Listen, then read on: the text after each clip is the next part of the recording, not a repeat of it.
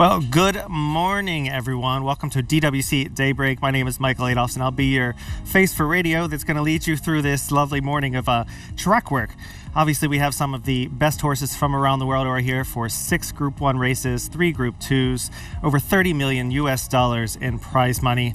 And to be honest, it's a fantastic kind of like complex renewal of the Dubai World Cup in general. The big race maybe has one big name, and we're looking for some stars to sort of rise out of that, but the rest of the races are very, very competitive. And speaking of face for radio, somebody who's definitely not going to make me look a lot better on the screen, we have Cassie Fahy, who is joining us. She has in the past worked for Sky Racing over in Australia. And Cassie, obviously this is your first Dubai World Cup in person? Well, good morning. Good morning to those tuning in as well. What a pleasure it is to be here. It's actually my second, but last year I was sort of here in a floating capacity. I'd only just moved over from Sky Racing Australia, and I was just sending little key content pieces back home for the viewers to watch back there. But this is probably my first Dubai World Cup in terms of really being in and amongst it, so we'll go with the first for sure. So you're diving in kind of head first with everything. You're here in the morning every day, getting to see a lot of the aspects of it. What are your impressions so far? I know that it's kind of slides in a little bit easy today, but then I heard you as you probably experienced in the past, it implodes. It does. So I feel like this is a nice little entree. It's a little warm-up Monday. But you know what? I couldn't sleep last night, and it has that sort of nervous excitement, that build-up, almost like you're a kid going on holiday, a big family holiday, and it's going to be the most incredible week, and at the end there's a huge big party, and that's what Dubai World Cup week is, how I'm relating to it. And those 3 a.m. wake-ups definitely help us not sleep at night as well. Speaking of, solid analyses, we have Kahayla McHugh once again with us this year. Last year, Kahayla, you were with us on Monday. We got to go over some of the best, previews and racing of the week. You've been here all season. You have been basically watching. You've been part of syndicates. You've had your hand in everything. Yeah, it's great to be back here. Hopefully we'll have a little bit more luck this year in terms of some selections. I'm not sure. I'm not sure if our viewers were looking last year, they would have been profitable by taking on my advice. But hopefully, go through some of the races today. But look at it has a real vibe to the week. We have an extra day at Daybreak this year. We have the Breakfast of Stars back. We have your own preview night. Mm-hmm. So it just feels like a proper festival vibe, and we're looking forward to Saturday. The big showdown. It's going to be pretty exciting, and we did have some excitement this morning. Earlier this morning, we had some of the action going on at the track. We had a 5 a.m. session and also a 6 a.m. session that just happened.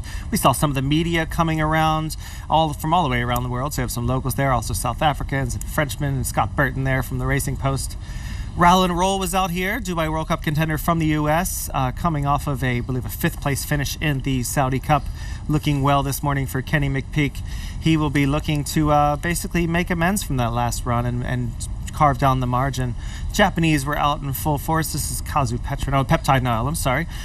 February Stakes winner was out earlier as well. He was 4th in that renewal this year with a questionable ride on the day. He is one that definitely has a big shout, and is the highest rated in the Godolphin Mile. We're going to get into some of those Godolphin Mile horses later, especially when we do some analyses. But yeah, lots of horses out on this 5 a.m. session. Right there, that's Wilson Tesoro. Let me check that. It looked like Wilson Tesoro for a second there. Kazu Petrin is out there as well. And Fort Payne for the French. That is Nicolas Collery's horse, who definitely will go over and see some of that form from earlier. There he is, the same horse, along with his workmate who was out there with him this morning. Fort Payne, interesting. We'll talk about him more later, guys, but he's one that seems to be perplexing everyone. I'm not sure that he can step up to this level. But any thoughts on him? Well, he got his ticket in through winning the Burj Naha, didn't he? So he totally warrants respect and deserves to be there. He'll be chasing that 100k bonus, no doubt, as well. Those connections will be wanting that. Yeah, they have a sort of a bonus scheme that they've introduced over the last 2 years to promote the local preps for these races. And he is a winner of the Burj Nahar, which is a course and distance race. And it will be definitely interesting to see whether or not he can step up once again. The class level has, he's climbing Everest when it comes to the class level compared to the Burj Nahar this time. Yeah, the don't lie there. 3 of the last 10 winners have come from the Bergson Hare, so it's a good qualifying race, you know. And they get in there. He is again going through the motions. I'm glad we're back on him. Like, we will talk a little bit more on him later, but a lot of people do believe that he is the lesser of the two when it comes to the Nicholas Colliery horses. And hats off to Nicholas, because he's really keyed in on how to get horses, not only transfer form on the dirt here, which horses to bring, how to win. I've seen him win with 2 mile horses on the grass and a mile on the dirt, so he's done really well. There's Shin Emperor, probably the most valuable horse on the grounds, cost almost $3 million at auction. Right there we have Galactic Star, who we'll see breeze in just a moment, as well as Tuz. Now Tuz here, this was about 15 minutes ago, and this was pretty impressive, guys. This is his final piece of fast work. We're going to see him go whole out faster than this in just a second, but he was a little bit rank around the bend, I noticed, but they were just trying to keep him as penned in as possible, not let him go until the very end. Your thoughts on what you saw, which we're about to see, obviously? Yeah, he looked great this morning. Look at, he's a different horse this year since he started to learn how to change leads. He currently holds the record for all the races in the UAE this year. He's won all 4 dirt sprint races, and he's the current champion of the Dubai Golden Shaheen. So look, won everything here. Yeah. So look at he's the one to beat for sure. He's handsome, isn't he? Gosh, he's gorgeous looking, and he knows it, doesn't he? He's got that sort of stallion quality, or he just looks like he knows what his job is, and that he's a stud. Quick shot here of Niels Peterson's UAE Oaks winning filly. This is Queen Azteca, who, this is not a breeze. She breezed 2 days ago. She's actually just a really strong canter. She goes out there and just really puts a lot. We know all about her this year. We were looking at her behind all year with in the fillies campaign with our Ruby Hamilton Spring Stables, but Queen Azteca, she won the UAE Oaks very impressively. She probably has to improve a lot to be a contender in the UAE Derby. She's smaller field though than usually is. Here's Tuz again. He's about to break off here into the beginning of his work. You could see that he is. I did see his work before this, and he was a whole lot more rank for that one beforehand. But he was ranker in the move for this one because they held him back a bit. I bet. His little mate here is causing a bit of a bit of anxiety for Tygo Shea. You can see in his face right there. He knows it's game week. That's what he's out there doing, isn't it? So yeah, he's just leading him through to the very beginning of the breeze on the backside. Fascinating race there with the 2 top of the market. It's going to be. That'll be. We'll pull that one. I think on Thursday we'll go more in depth with those types of horses. But there's more of Bhupat Seemar's horses coming out, and I believe that is Imperial Emperor right there. Though he usually wears a chest guard as well. But yeah, they looked really well this morning. Bhupat's sitting with 7 strong horses going in. I mean, you can make a case for all of them almost to at least get a piece. There he goes, going into the. Here's some of the Qatari horses coming through. Now this is an interesting kind of setup. Speaking of Bhupat's horses, because we got to see Tuz out this morning. We got to see Galactic Star do a little bit of a breeze. I wasn't able to directly see Walk of Stars. Were you guys able to see him at all? No, when I didn't see him him Couldn't see him. It would be interesting to see how he is back on his sort of home turf, because when I saw him in Saudi, he was quite worked up, and I believe that he can get a bit hot-headed and is a bit highly strung. So hopefully, and in a field of the quality that he's going to be up against in the Dubai World Cup, hopefully he'll get it all together. There we go. That is Tuz. This is what we were talking about earlier. He was quite rank around the bend, but then about the 300 here, he lets him a little notch out, and he is fluid and quick. I mean, he's under a strong hold, isn't he? Yeah. But he's just trying to get him. He got him to change his leads, which means that for those who are not familiar with it, it's very important in dirt racing, especially when you come off the bend, to hitting on the outside leg for balance, and then hitting on your inside leg to switch it up when you turn for home. And there he is switching over again, as you see, onto the bend. Once he's learned to do that, it's given him 3 or 4 lengths, and that's why he's gone from a Group 2 to a Group 1 horse, in my opinion. But yeah, he's nice little maintenance, blowout down the lane for him. That's all he needed. Galactic Star on the inside here, working in company Looks like Jenny Ferguson on him, I believe. That is a pretty useful 3-year-old who comes out of a win in the Albastakia, but he didn't exactly finish up as quickly or as well as you would like. No, look, it was the second in that race that was the eye catcher for me. But look at Richie gave it a lovely ride that day, and I got the job done. Yeah, he's coming through this work pretty well. I mean, nothing too complicated there. It looks like Lorenzo Pizzullo is on the horse on the outside, and Bupat does tend to work them with decent runners. They're not the types of horses that are just going to be put out there with a yak. There, that looks like Imperial Emperor in the back there, who's about to take off in company. He's looking quite well.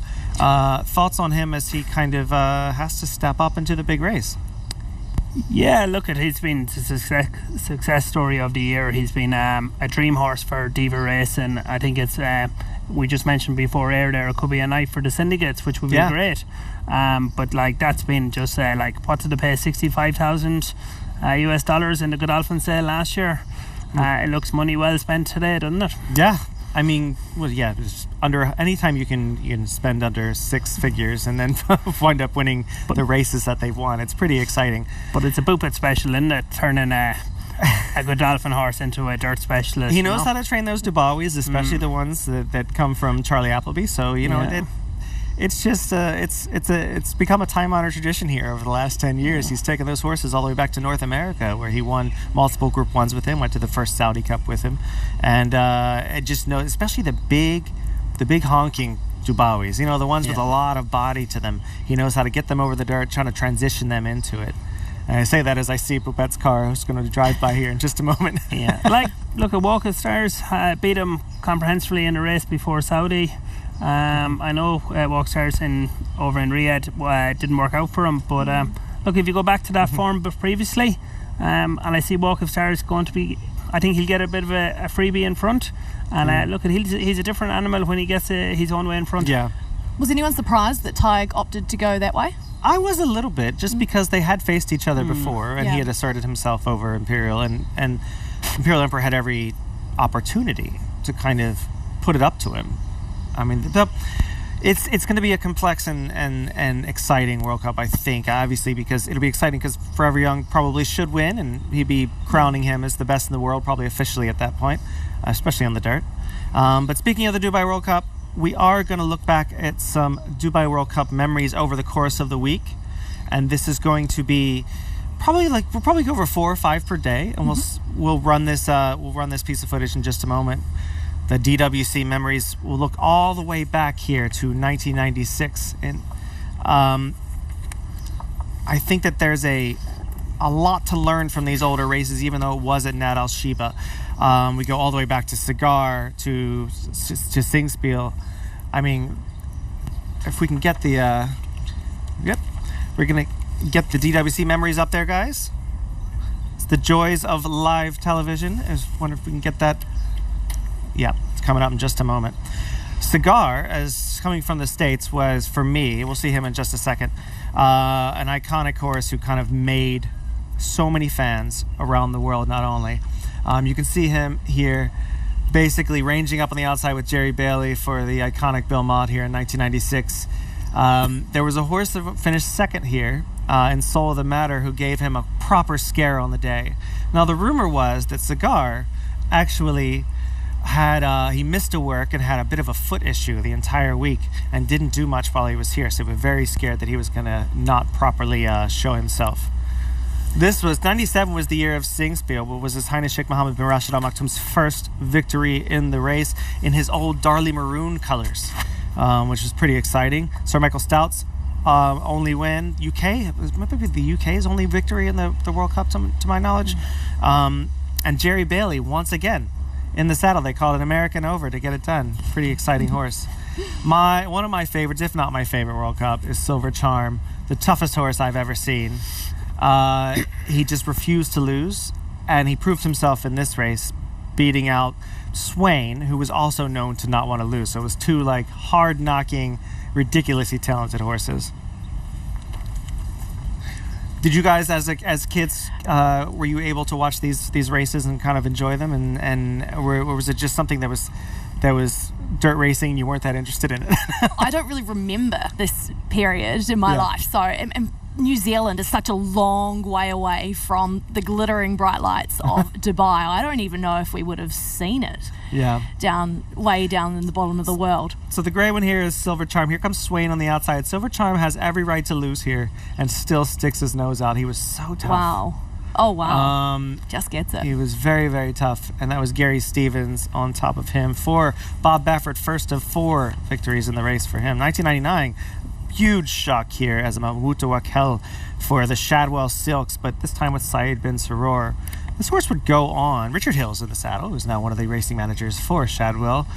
This horse would go on to run for Keir McLaughlin in the States, run fairly well, just never quite lived up to this same form, beating out some really good horses in this race, including the favorite Victory Gallop you see flying on the outside with Gary Stevens there, or Jerry Bailey on the outside, who probably could have had a better ride in the race. But he came back to wipe the floor with the Americans a couple of races later.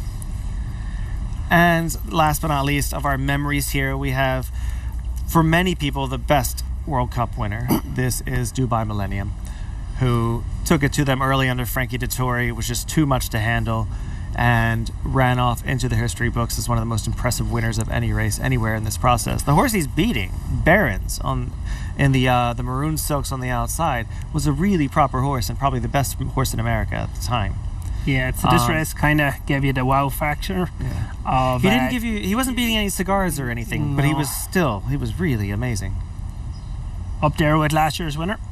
And of course, he's left his mark with just a couple crops on the ground. He has Dubawi within those first couple crops, who became an Irish Guineas winner and has become the most influential sire here in the UAE. That is Dubai Millennium, the brilliant son of the golden grandson of Mr. Prospector. He was something else. Now we're going to switch gears abruptly here as the tractors pass in the background. This is going to be a look at the Dubai Kahayla, which kicks off the day. And as people who are living in the UAE now, you guys have had plenty of exposure to the Arabians. Yeah, I'm looking forward to this race. Yeah. Because I do get that luxury at Abu Dhabi in particular of seeing some of these horses. The likes of First Class obviously steps out because he's going through such a beautiful little purple patch at the moment. And we have the Unleashed in there. Najib Al-Zaman is a truly fascinating horse with a proper 125 rating. Watch out for him in there. First Class, obviously. Canal de Faust must improve off that last run. Had a little bit of trouble. AF Makam very much should improve as well. Mubid comes off of course and distance win. Asfana Khalidia was 16 for 16 and a big favorite coming into last year, and then did not run to form. We'll just say that. Sunni Daloob must improve from his recent form for Oman. We'll move onto the second page here. Jafar seems to be a little bit better on the grass, but is stepping back in with that proper rating. Vika Green from France, really liked that surface in Saudi, ran quite well.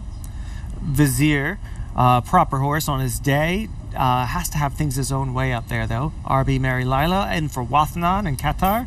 Tariq, an improving sort here in the UAE, could pick up a piece of this race, even though he is one of the low-rated horses. These horses are listed in order of rating. And RB Malexis, an ex-USA horse with a Group 1 victory over there, who must improve, but has some French connections now, and they're pretty confident coming in. Mm-hmm. We'll take a little bit of form here. This is last year's. Look at a replay of last year's Dubai Kahayla Classic, $1 million on the line. And a look at Talal Al Khaladia in this race, mop the floor with our best Arabians. Yeah, 6.5 lengths. Like that's some spectacle, isn't it? And only beaten 3 in those 17 starts in total, and 3 of them have been second. So this horse only knows how to win or finish in second placing. So he sort of picks himself, I think, this year. And and you'll see Asfana Khaladia, as the grey on the outside, finishing third, gets going late, just doesn't seem to be handling the ground. Sunni Daloob finished 12th, and First Class finished 13th on this day.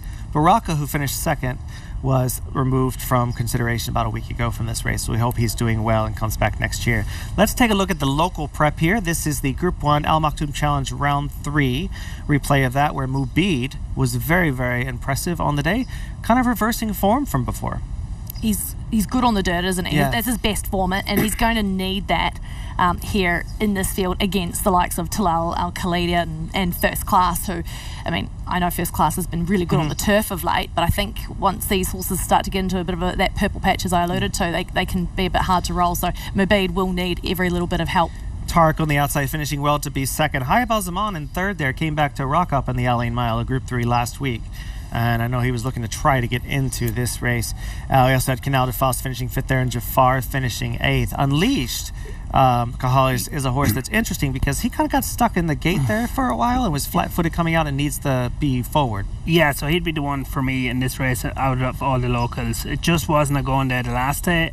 He was super impressive the first day. It just didn't feel like it was right on the day. It was sluggish at the start. It was caught, got a lot of kickback, and it was. And here he is in his race beforehand, the round 2, where he rocks up and beats a lot of these horses. Yeah, and I expect him to be leading the home charges. I don't think they'll beat Talal Al-Khalida, but I think he will be a good second.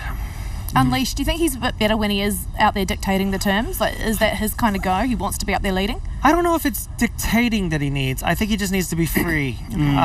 He can sit second well, and I think he's either sitting second off of one target or just out there on his own. The key with him, and the reason that footage, I asked him to start it on the bend there, is because he can distance himself. He runs the turns extremely well, and that's so important when you have these tighter courses where these horses that are super agile like him can really use that agility to combine with their stamina and put some distance between them and just keep going. He just could never get going the last day. He was caught in the pocket. Yeah. He got a lot. He tried so hard, but he was just done. Yeah, no, look at and they just got away at the bends, like, and he's plodded on nicely for fourth there. But to me, it was just one of those that you could put a line through and expect a better showing the next day. Now let's look now at the Obaya Arabian Classic. That is going to be Talal Al-Khalida again. We'll begin and end with him. He is, a horse that this day he was just dominant. Again, he's just mopping the floor with Baraka there. Poor guy. Now you're going to see Vika Green come up and run quite well here on fourth. Believe it's coming up the inside. And then you have Vizier, who's the horse in the shadow roll between horses there. That's running quite well. He's a bit of a one-pace sort. He needed to be a little more forward. I think he may have lost a bit of his ability and his the oomph in his step. We'll just say that. But it's nice to see all those Saudi Arabians here. I mean, I know that some people get a little bit fussy about them coming over because they are just slightly a step ahead sometimes with those horses. But I think if you're going to be registered at least as a purebred Arabian, then you got to beat the best. Just on Vicar Green, one of those 2 European horses coming over, I really want to see the Europeans do well because they add another dimension when they come over, don't they? So for the French horses to come over and do well, it's going to attract more and more when those invitations go out. And you want the best Arabians to be meeting for arguably, not in prize money, but definitely in terms of prestige on the biggest world stage for the biggest Arabian race. You want them. I mean, this is going to be interesting because you're trying to be. It's last year we were trying to beat Asfan, right? It was all looking about for him. ways. It was like we were talking about him being the Frankel of purebred Arabians, and his bubble has been burst big time since then. I think he was 14 out of 14 coming in last year. 16 out of 16 coming in last year. Yeah, so look at he's lost both races in the UAE. Yeah. So I mean, I'm not convinced that he loves the standard sandy dirt and might just get over the ground there better. And then maybe that's why they ran him in the Manifo on the grass over there. So I'm just going to toss him completely at my own risk. And this year, as we tried to beat him last year, this year we're trying to beat Talal. How do we beat Talal, or can we? Oh, it's going to be tough, isn't it? Like, yeah, look, I'm presuming that Talal is number 1 coming over. And like, he's been super impressive. He was super impressive here last year in this same race. He backed it up again in Riyadh recently there. Look at, he's definitely one to beat. But I think Asfan, he stayed on it to a good third last year. I think he'll be in the money. I don't think any of these are up to beating Talal though. It's going to be interesting. So if we have to put you to the medal here and be, who are your top 3 Cahal? Go. So Talal Al-Khalida, I think Unleashed will lead for until the 2 furlong mark, and I think he'll hold on for second, and I think Asfan Al Khalidia will stay on third. At stages, I think he'll look like that he'll be bombed out, but I think he'll plod on and he'll come out wide and he'll do what he did last year and nab third late. It's going to be interesting. So, Cassie, you got your very first set of selections here on the show, and you'll be here every day. Yes. So we're going to keep track of these, and we'll celebrate or we'll drown our sorrows at the end of the week. Who do you got? 1, 2, 3. So yeah, again, Talal Al Khalidia, I think it's the one to beat 100%. I'm going to go. I'm thinking very similar thoughts actually with Unleashed as well. He's got that track record to his name, so he's got some bragging rights coming into this. And I think that as long as he's not caught back where he's looked quite uncomfortable, if he's up prominent, that he's a top 2, top 3 hope. And First Class. Now, I know First Class's best runs have been coming on the turf lately. He's won this race before. But, exactly. And so we know he can run on the dirt. So that's not a question at all. And I just think once these horses start to get a bit of confidence back, then he's going to be there fighting out top 3, top 4. It'd be great to see him back, wouldn't it? Yeah, he's been some. I think 6.5 million dirhams. He's trained by a master who just finally got. He asked the owner to be patient with and be like, I will get this horse back, just give me time. And she has. And he finally got him. He's got the horse happy and running and sound. And we know who's going to ride him? These last 2 runs. Do we know who's going to ride him? I'm not Connor's sure. been riding. Has been, it might be Connor 2. Beasley. Yeah. And Richie will be on Unleashed. Richie will be on Unleashed. Yeah, that's positive. So you're both on Talal Talal over Unleashed. Yep. And you got First Class in third, and you've got Asfan in third. Yeah. So I'm going to go for an upset. Okay. Here. I'm going to go for Najib Al Zaman on top. He's a horse rated 125. He's quite good on his best day, and he's been chasing these horses around a while, and I think he had a really good prep where he beat a proper horse last time going a mile. Couldn't get the footage, unfortunately, so you're just going to have to trust me, guys. Talal I'll put in second. He's probably going to win by a country mile, but we're just going to try to beat him anyway. And for me in third, I think First Class is doing far too well not to run his race. Cool. I think he's going to be forward. If he gets a low draw, low to mid draw, I feel like that's going to be key for him. Last time he was drawn in the car park and it just didn't help him at all. So we're going to shift gears here in just a moment. The horses will be coming out in about 5 minutes behind us, but we are going to go ahead and look at the Godolphin Miles field here, the runners for that $1 million was it Group 2 race, but it is running as a Group 1 almost this year. We got a Group 1 winner here heading the field, and here's a look at the last year's race. This is going to be Walker Stars on the inside finishing second, out battling Isolate. On the outside you have 2 Rivers Over. But yeah, this is going. These horses are basically collapsing in the bit at the end here. Yeah, this was not the most impressive renewal. No. This is a much tougher race this year. And at the end of these replays, before we get to the next one, can we look at the back in the truck? Can we look at the field for this, the runners on the graphics here? Let's look at the runners here for the Godolphin Mile. Okay. Right now, this is an order of rating. We have Peptide Nile on top, and a winner of the February Stakes last year, 4th this year, as we mentioned. Raging Torrent, the favorite in the race from the USA. He is a winner of the Group 1 Malibu. Very impressively, has been aiming toward this since August, when Antonio Fresu told Doug O'Neill he needed to win this race. Mufasa stretches out to a mile after winning the Grade 3 Mr. Prospector over White Barrio. Kazu Petrin, proper horse over in Japan, has to step up a bit, though. King Gold, winner and upsetter of Laurel River.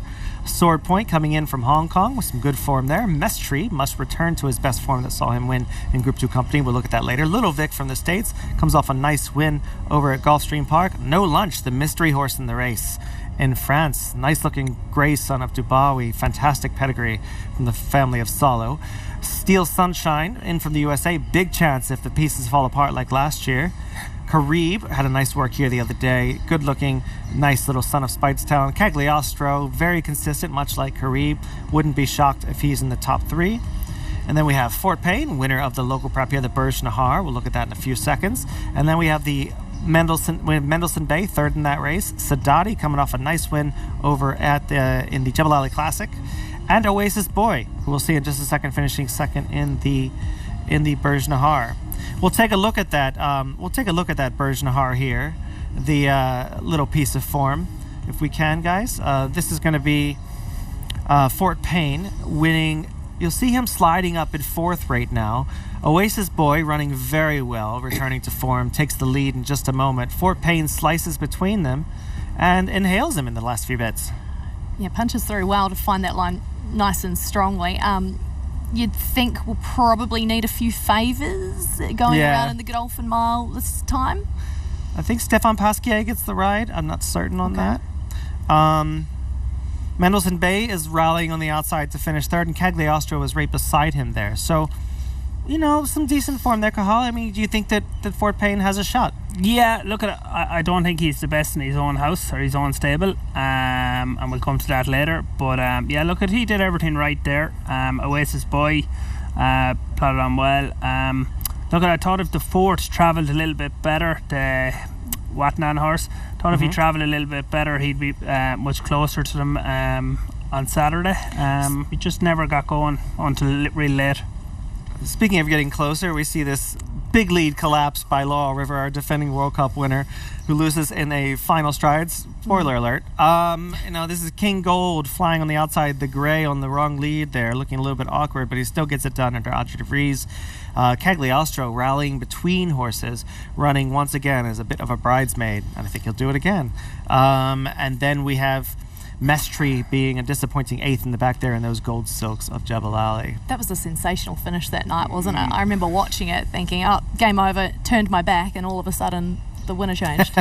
Yeah. Because we saw him do it before, right? Yeah. Like he's just that kind of a horse that can keep going, but he didn't on the day. Yeah. Look at, we thought it was all over, but look at, if you just before that clip, if you saw with King's Gold was literally had nowhere to go. It was on the bridle, and it just got out, and like I'd say they were all just running for second. Didn't know that Laurel River was going to, I suppose, stop like he did. But he'd be the one that I'd out of the local winners, let's say this year, he'd be the one that I kind of be looking at on Saturday. He's a smoky for you.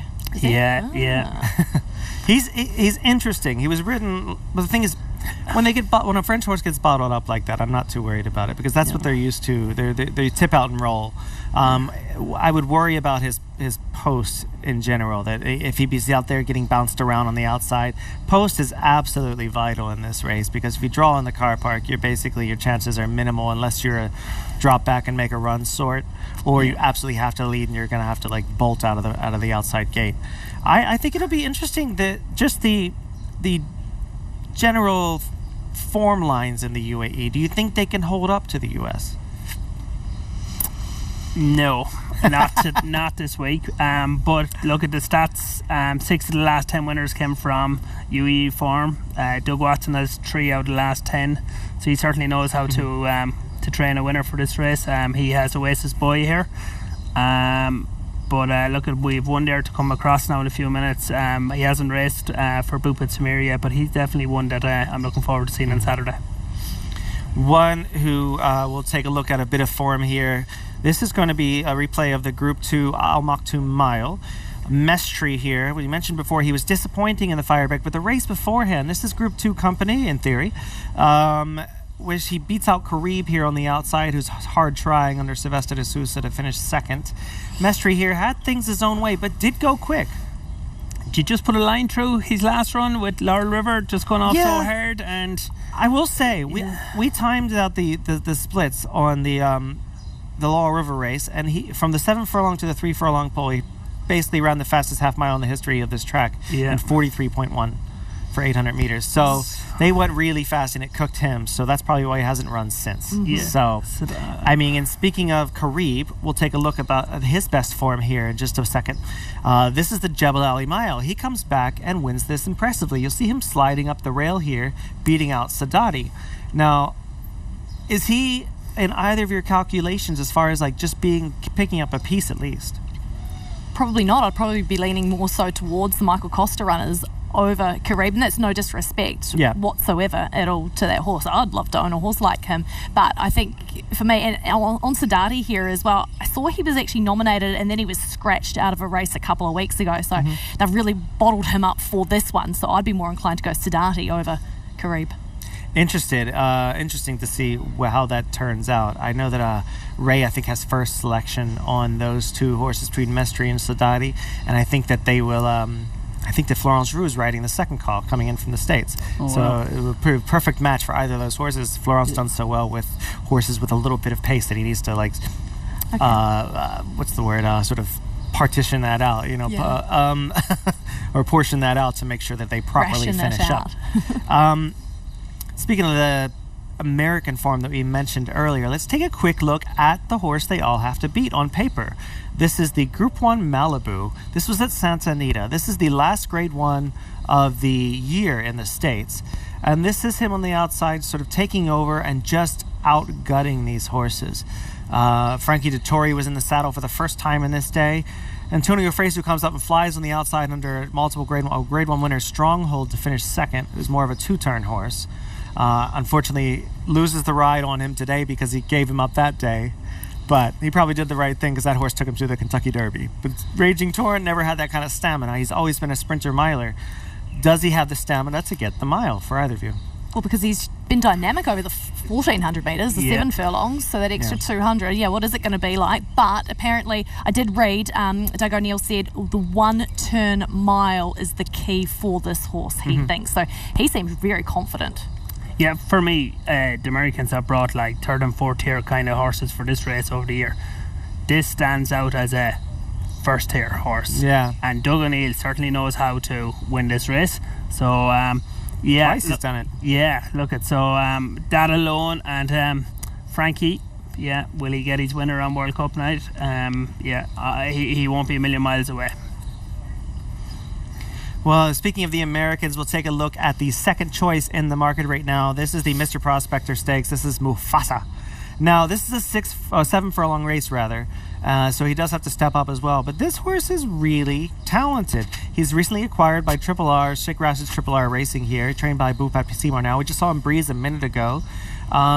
He's a talented horse, and on that gray on the outside is none other than White Abario, running a race shorter than he'd prefer. But the class levels there. This horse is a Group 2 plus horse in America, which makes him a Grade 1 horse on the dirt here. And you got to think that he's the biggest threat maybe to Raging Torrent. Yeah, absolutely.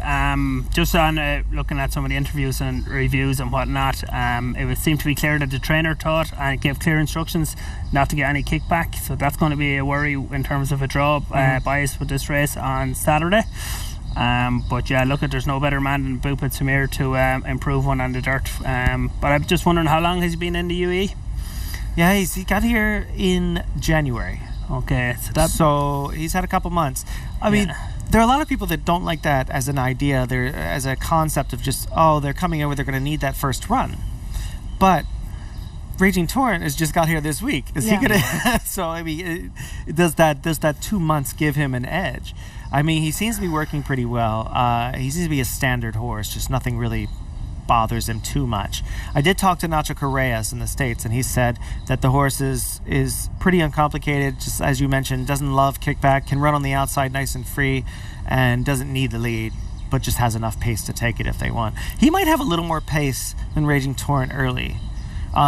So I'm interested to see who does what there, or are they both going to sit back and let like a Mestre get an easy lead, which could be dangerous. So I mean, this is a complex race, and the draw is everything, the pace scenario is everything. It's not as straightforward as you'd expect. I like that. I'm pretty excited to see what comes of that kind of situation. I think we have Lara who's catching up with someone. In just a moment, we'll have her. We can actually hear her interview out here. But yeah, we'll get that out in just a moment. We're going to take a look at one last piece of form before we go into that. Let's look at the Prix Monjou. This is an all-weather race in France. Now, this gray horse coming up on the inside there, that is No Lunch. He was aimed toward this race immediately after this, beating a horse in Tribalist who was originally aimed toward this race. And they decided not to come after he got his backside handed to him here by No Lunch. Now, he's the son of Dubawi. He's from out of a half-sister to Salo, who won the Dubai Turf here, which doesn't help him on the dirt, but still classy. And we like to throw it out there. Does he travel like anything you think would handle it? Well, the first stat that stands out to me, no Dubawi has won this race, if I'm served to be corrected. Got close last year, got second with Walk of Stars. Yeah, look, that Tribalist was well touted for that race, and they were, as you mentioned there, was looking at this as a target, and he got well stuffed in that race, so you'd have to appreciate that. But it's a different surface, different ball game. Yeah, look, I'd be surprised if he was in contention, especially with the two previous horses that we talked about, Raging Torrent and Mutsfasa would be at the top for me. So often we see it here that these European horses come over and say they have the pedigree, they just don't have the dirt experience, and it's a rude awakening if they don't break. And like if he wants to sit in the pocket, he's gonna get it in the face. He looked quite classy going to the line there. I don't know outside Tribalist what else he beat on that day, but it looked like he was under a good hold, and the jockey barely had to turn the stick on him. And again, don't know what he beat there on that day, but he looked sharp. And we don't know how well Tribalist was primed to finish second there. We're actually going to go to Laura, who's the fourth member of our team here. She is reporting down in the training area, and she has a guest. I believe she's with representatives from Triple R, but I could be wrong. We'll see just here. Abdullah is racing manager to RRR. Really exciting week for you, and you've just seen Mufasa work. He looked good to me. What did you make of it? No, I'm really happy with his work. Tag said he improved from last week. He really needed this gallop, and hopefully we just are waiting for the draws. Hopefully he gets a good draw, and I think he's in good shape so far. What was it about him that made you think he's going to be a nice acquisition for Dubai? Look, I really liked his running style in America. He likes going forward, the pace. He loves I think the 6 to a mile. But we wanted to go for a mile because we thought that it was an easier race than the Golden Shaheen, and we think that he stays a mile. He ran on the Breeders' Cup dirt mile, and he didn't jump well. Hopefully he gets a good draw and jumps well in Dubai. And he hasn't been here all that long. Just talk us through his programme. When did he arrive? Yeah, we bought him a bit late, and we were thinking of take him to Saudi first of all, but then we just said we will bring him to Dubai and we'll focus on Dubai World Cup. But we sat with Bupet before the race and we saw the fields and we said we'll go and run in the Godolphin Mile. I think he's got a massive chance. And you've also got Drew's Gold, a horse who's had his issues, but he looks like he's coming good to me at the moment. He had his issues. He didn't jump well in both of his starts. We schooled him twice after Super Saturday, and he's in good shape so far. Okay. And Rafid, the third one, I know he's a horse that you've had a lot of involvement with personally. Yeah, he's a horse that he's from Sheikh Rashid's breed. It's his first breeding operation started with Raya, and hopefully it's going so far so well. With the second progeny getting a horse in the Dubai World Cup, I think it's a success. And he won last time at Jebel Ali. Again, he's one who's improving. Yeah, he's a horse that improved. In training, we recognized that he doesn't like the cross nose band. We took it off in the last race and he traveled really well, and I think this will help. That's really interesting. And you've also bought another one who we won't see at the World Cup, but he's very exciting, West Saratoga. Tell us about him. Why did you buy him and what's the sort of plan for him? He's a horse that when we bought him, we know that he's a horse for the future. We really had really high hopes for this horse. He's in the farm in Ajman now, and hopefully he'll be a good next year horse.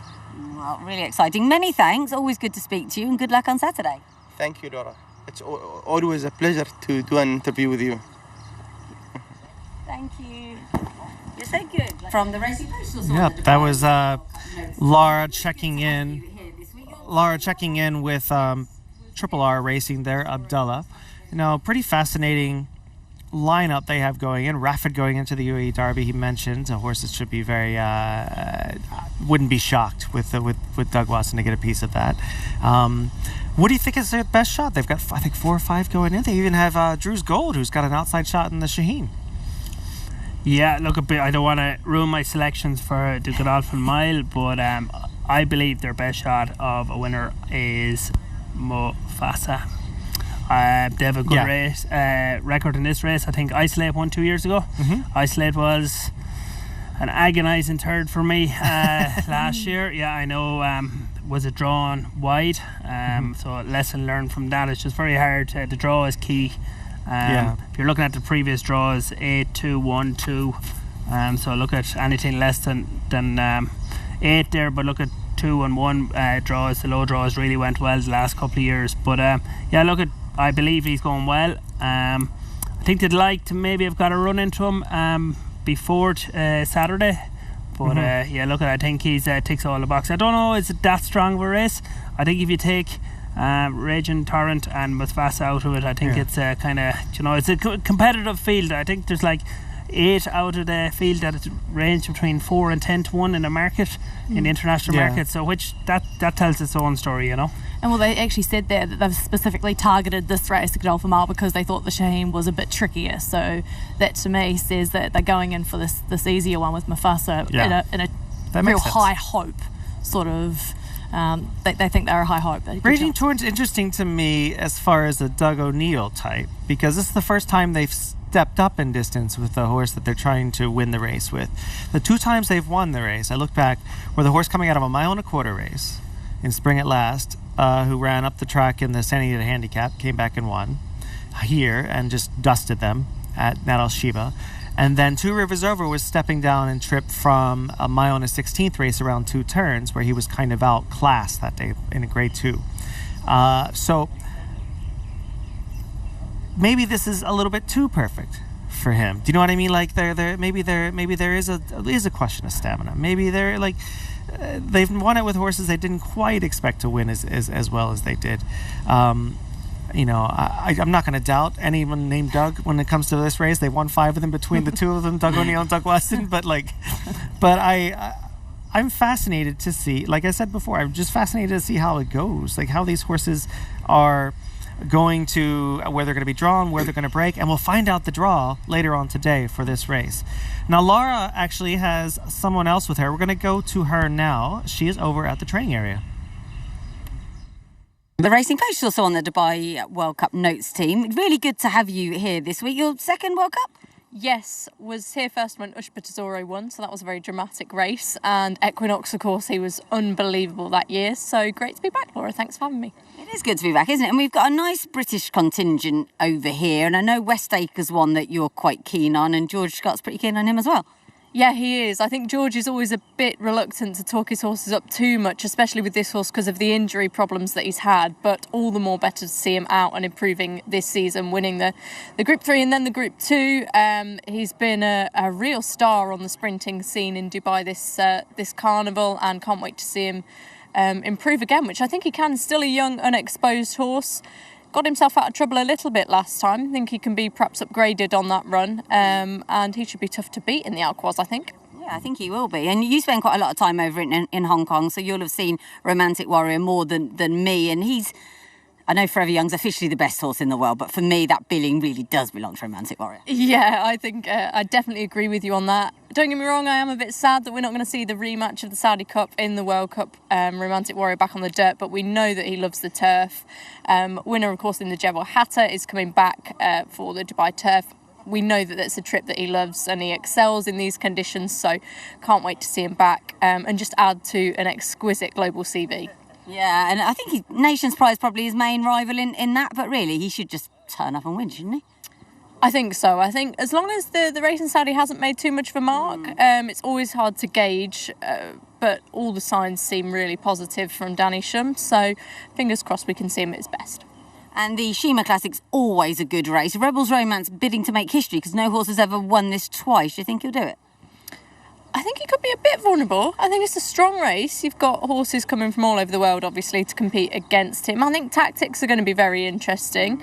I presume he'll be ridden quite forward. But I think there are some really interesting horses in there, come from Saudi last time as well. The German horse Straight is one that I'm quite interested in.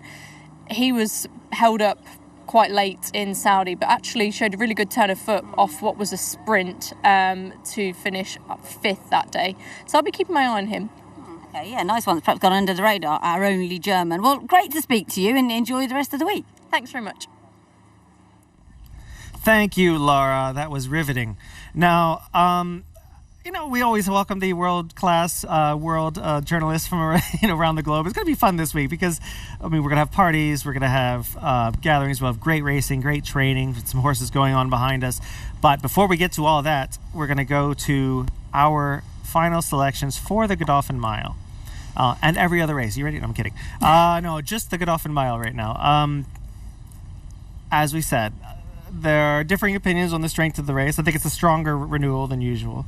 I will get to mine at the very end because I'm still putting together, but I'm having trouble between my top two right now, and I'm going to decide on the fly. But Cassie, where are you leaning as far as, first of all, how do you think the race shape is going to be? Do you think it's going to be crazy and somebody picks up the pieces, or do you think it's just to be speed and class all the way? Where are you going? I love that you're stalling because I was also hoping to stall a little bit longer as well. So well, you're not presenting, so yeah, you get to I don't have that control. Darn. Oh well. So Raging Torrent, and I know you said it's been interesting. It's quite a fun fact that Doug O'Neill has had horses going in the opposite direction. They are stepping back in distance, whereas this one, who's been so good over the 1,400 metres, 7 furlongs, is now up to the mile. Mm-hmm. I really hope Raging Torrent's going to win this because I think he's an exciting horse and he's going to be my top pick. I've decided to go that way.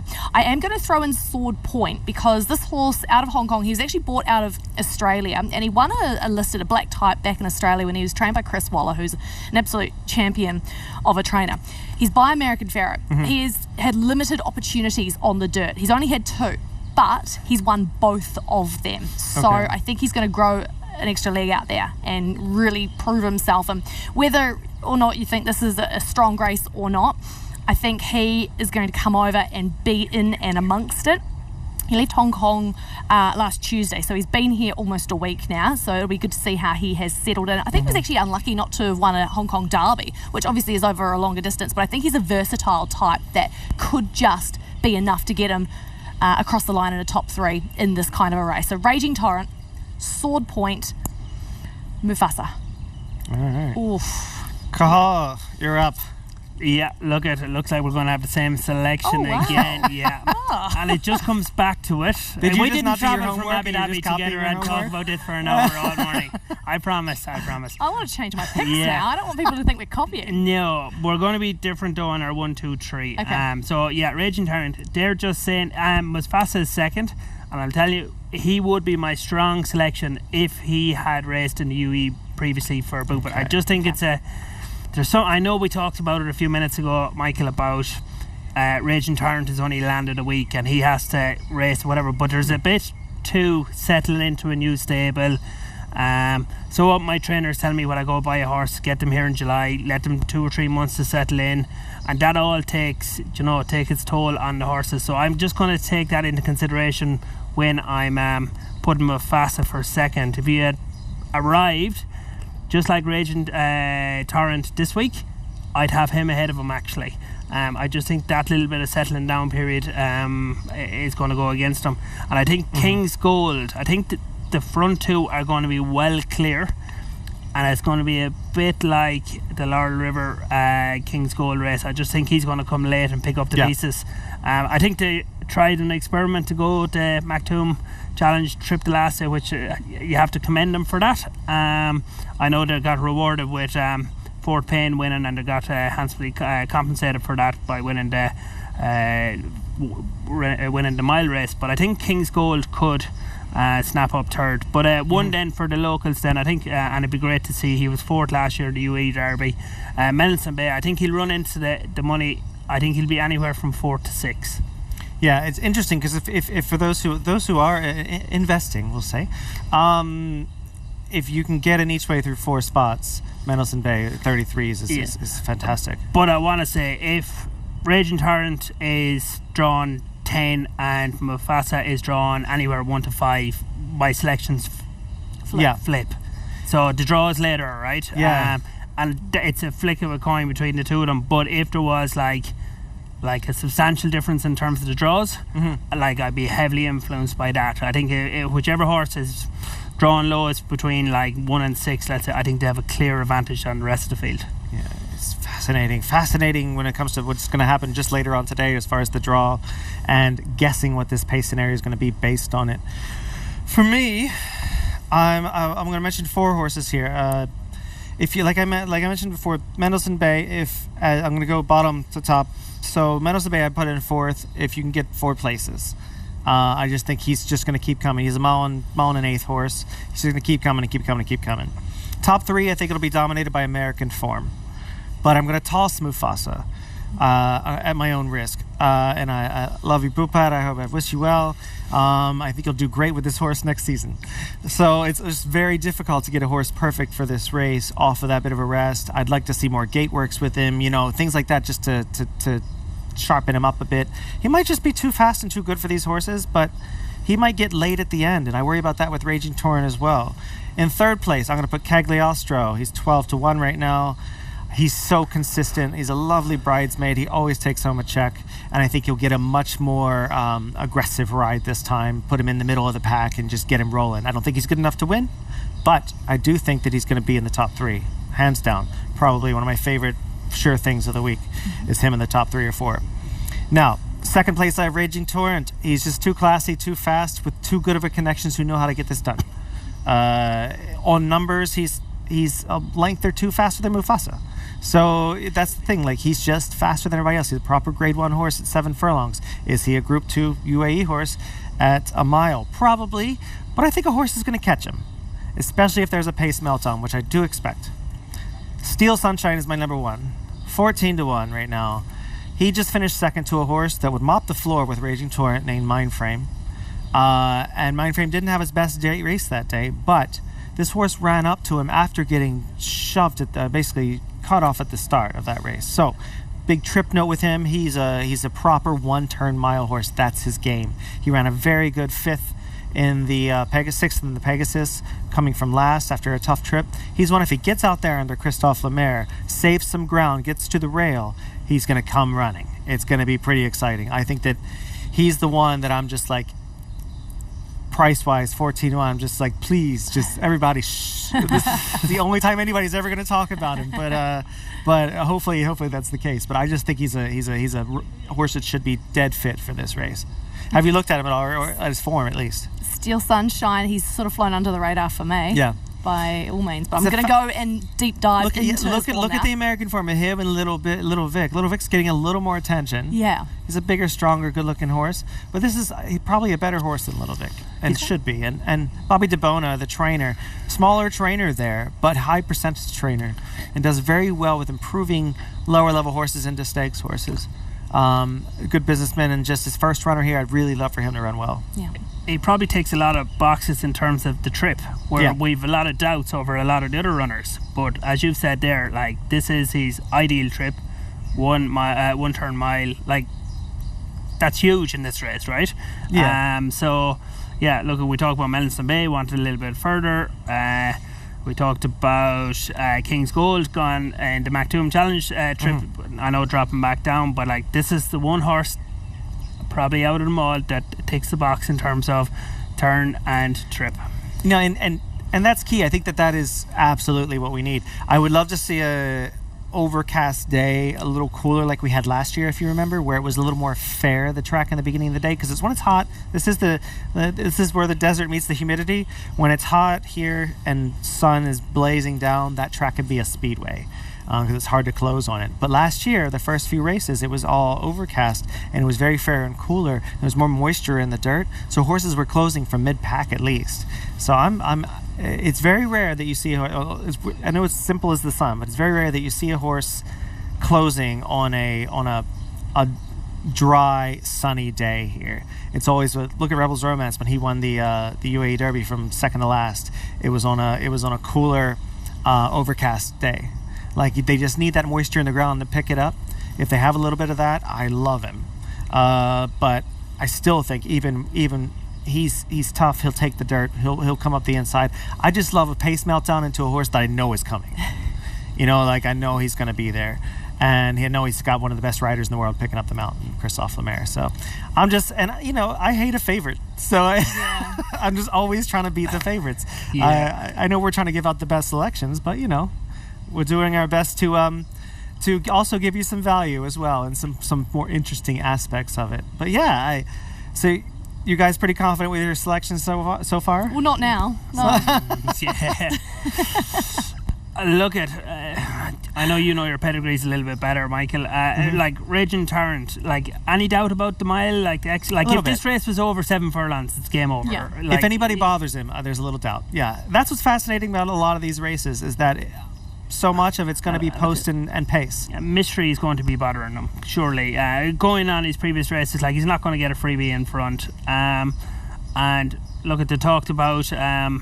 Running Mufasa in the Dubai Golden Shaheen, so that suggests he's a lot of pace. Yeah. So maybe my King's Gold bet is coming to the fruition. Oh, he's here. a great each way. They are going to go. Yeah. They're going to be going fast up front. I just wonder then are they going to take each other on and it's going to be set up for a closer. Like Melson Bay is going to be like midfield. The Watnan horse, I just think he's very hardy. I just think if he was able to settle it, start well, I think he'd be closing well at the end. But look at I just think that Raging Torrent, they talked about like tiers in terms of horses coming from America, and like when they're saying that this like previous years and they've done really well with 3rd and 4th tier horses, and they're saying that this is the top tier horse. Watch out for Peptide now. We haven't talked about him much, but he is a Group 1 winner and who will come running.